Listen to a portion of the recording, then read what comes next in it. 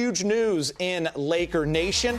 The Lakers and Nets pulled off a deal before Thursday's draft. The Lakers are sending D'Angelo Russell and Timofey Mozgov to the Brooklyn Nets in exchange for Brook Lopez and the 27th pick in this year's NBA draft. First reported by Adrian Wojnarowski of The Vertical, Russell was taken second overall by the Lakers in the 2015 NBA draft. Here's the full trade. Brook Lopez is entering the last year of his contract.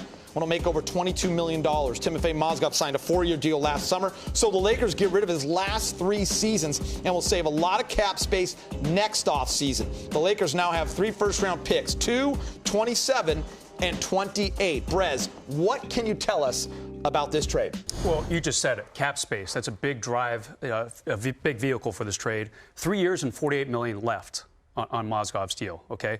Lakers not thrilled about giving up D'Angelo, okay?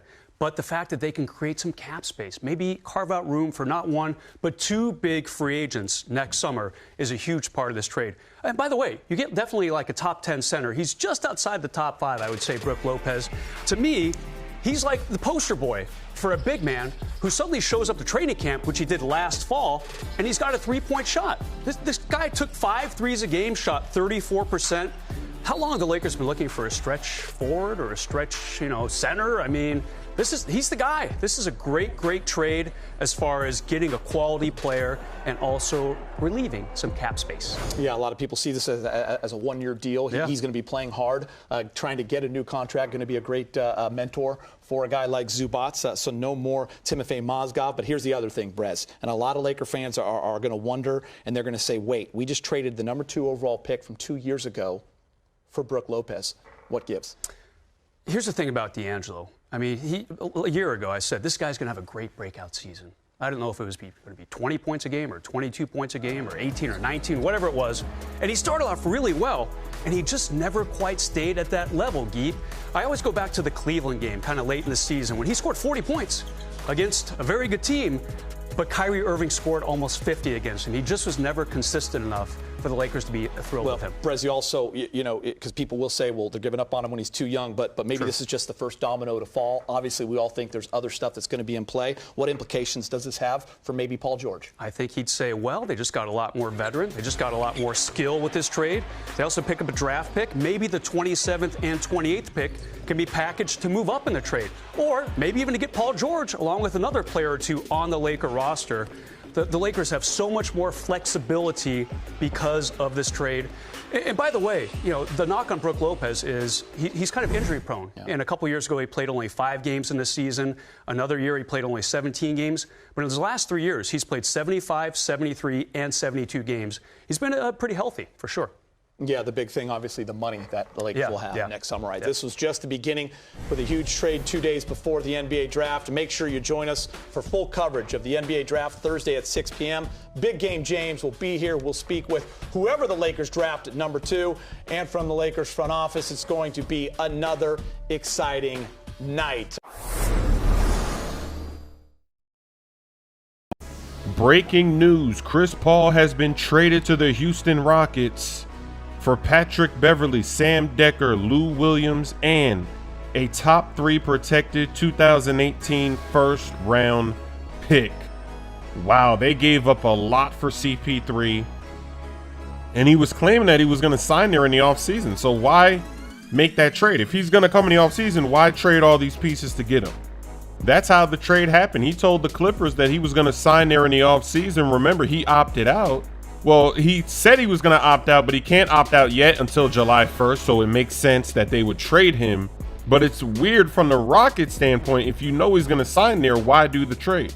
I honestly think this is a bad trade for the Rockets, because how does CP3 fit in with this team? I don't think he takes them over the top.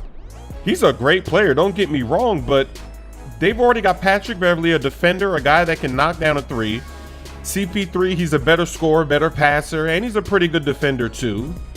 But he needs the ball in his hands, and so does James Harden. So how is this going to work? Is James Harden going to stand on the perimeter now, shooting 3s? Is CP3 going to shoot 3s? I don't know. Maybe Mike D'Antoni is planning to run the pick and roll with CP3 and James Harden. Now, that would be interesting. If he does that, then I think this is a good move. But if they're not going to play like that, I don't see how it works. I don't know. I mean, the Rockets, I feel like they were one superstar player away from seriously contending, and I don't think that CP3 is that guy, because they have role players that you need to win a championship. They've got Trevor Ariza, great defender, somebody that you can put on LeBron James, Kevin Durant. Not saying that he's going to stop these guys, but at least you have a chance to defend them with a guy like Ariza, and there's not that many players like that in the league. There's not that many guys that you can count on to defend somebody like those stars, and they already had him. But then they just traded Lou Williams off the bench, which was their firepower off the bench, although they do still have Eric Gordon. But another problem with CP3 is that he does get injured. He does have a history with injuries, especially when you're getting near the playoffs. So it's a little bit risky, but I don't know. Let me know what you think in the comments section. Mike D'Antoni, he is an offensive guru. That Steve Nash, Amari Stoudemire pick and roll, it was unstoppable. So who knows what he's going to do now, having somebody like CP3 as his point guard. It'll be very interesting to watch. I just don't think it's going to work out the way they think it is. But if anybody could make this offense click with these two ball dominant players, it would be Mike D'Antoni. So I guess we'll just have to wait and see. Let me know your thoughts in the comment section. Let's jump in here. We understand Goodman's got some trade news. Has nothing to do with speaking anything into existence. Jeff Goodman, now what do you got on Jimmy Butler? We got a big one already, Reese, and Jimmy Butler has been reunited with his former coach Tom Thibodeau in Minnesota. In the deal, Zach LaVine, Chris Dunn, and the number 7 pick go to Chicago. In return, Jimmy Butler, All-Star, along with the number 16 pick, going in return. So this is our first big one, Reese. Jimmy Butler on the move. Tom Thibodeau reunited. All right, Jeff, and that's a huge one indeed, because the Timberwolves lost more games after having a double-digit lead in the second half than anybody in the NBA. Bottom 5 in the league in defensive efficiency. That will help with having Jimmy Butler. Absolutely, because you don't really affect your starting lineup because Chris Dunn wasn't getting a lot of minutes. LaVine got injured, and again, I talked about Ricky Rubio. They drafted Dunn to take his spot, and Ricky Rubio kept his position. Well, Zach LaVine's coming off a serious knee injury, and so you're asking to try to replace 24 points, 6 rebounds, and 6 assists from Jimmy Butler, a lot of leadership. But Chris Dunn is a player they liked last year.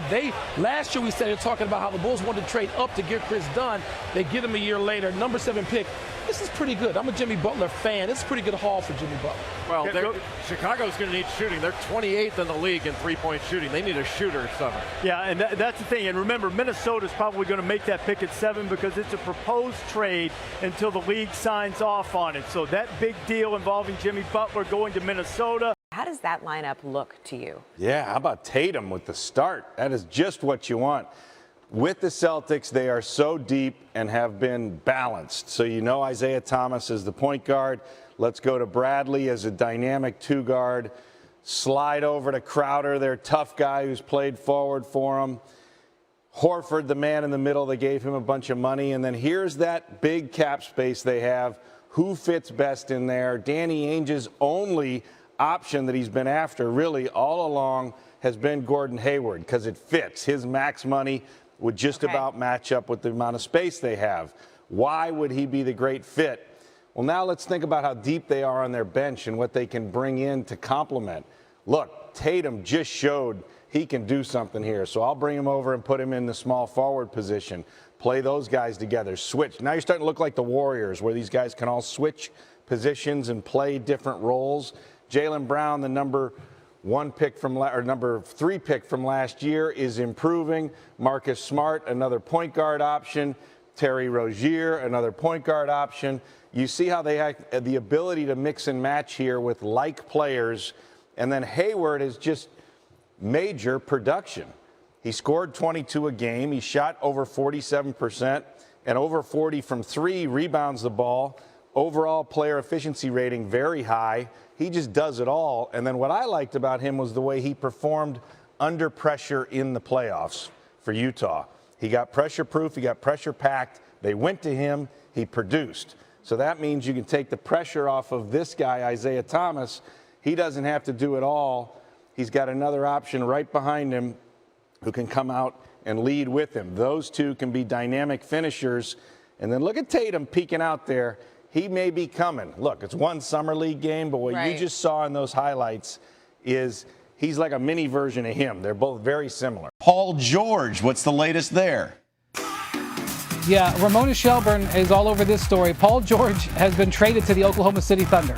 We are still trying to determine what the pieces are here, but the impetus for this is Russell Westbrook. The Thunder were concerned that Westbrook would not sign an extension to his contract that they're ready to offer him tonight.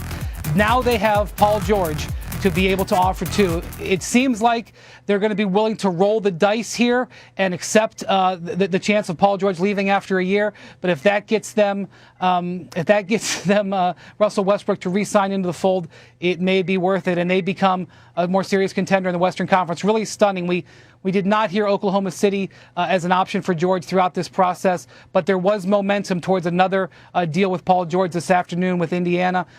They have a lot of young pieces in Oklahoma City. We'll see which ones were contained in the deal.